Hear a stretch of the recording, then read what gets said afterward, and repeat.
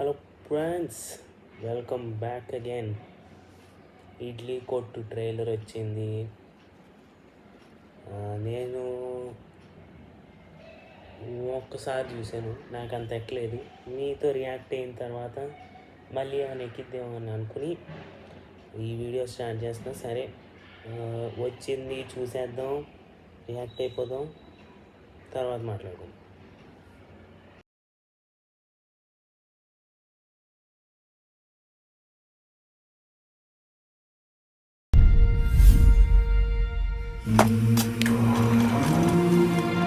Speed చూసారా నాన్న?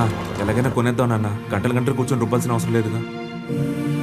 పోలేరమ్మ పేరు చెప్పి రుబ్బి మిషన్లతో అన్ని చేసేయచ్చంటారు, కానీ రుచి అనేది మాత్రం మనసు పెడితేనే వస్తుంది.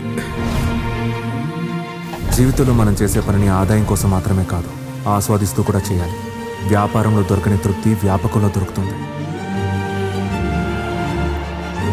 అశ్విన్, మురళి మన కంపెనీలో చేరిన తర్వాత 50% ప్రాఫిట్ ఇంక్రీజ్ అయింది. సూపర్ మురళి, పనోడంటే నీలాగే ఉండాలి. కానీ మన బిడ్డ వారసత్వాన్ని వదిలి వలసెళ్ళిపోయాడు కదమ్మా. అయినా వాడు ఎక్కడికి వెళ్తాడు? ఎగిరెగిరి ఇక్కడికే రావాలి, ఎగిరెగిరి ఇక్కడికే రావాలి, ఎగిరెగిరి ఇక్కడికే రావాలి. జరగాలమ్మా, జరగాలి. అబ్బాయి, చాలా రోజులుగా అడుగుదాం అనుకుంటున్నాను, ఈ కళ్యాణి ఎవరు? ఈ చుట్టాలమ్మాయా? ఎరగదీస్తుంది. కుర్ర చేతో కొట్టాలంటే పశువుల ఆసుపత్రిలో పడతావు. The best.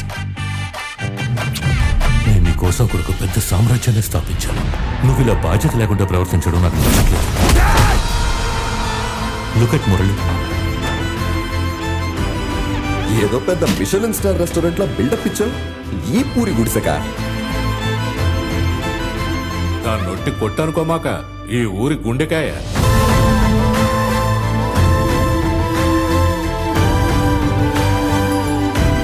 ఆ ఇడ్లీ కొట్టంటే మా ఊరోళ్ళకి సెంటిమెంట్ సార్. వాటిని నాశనం చేసేదాకా నేను ఇక్కడి నుంచి కదలను. వద్దయ్యా, దమ్మిడికి పనికిరని వాళ్ళ నాన్న ఇడ్లీ కొట్టు కోసం వాడు చావడానికి కూడా సిద్ధంగా ఉన్నాడు.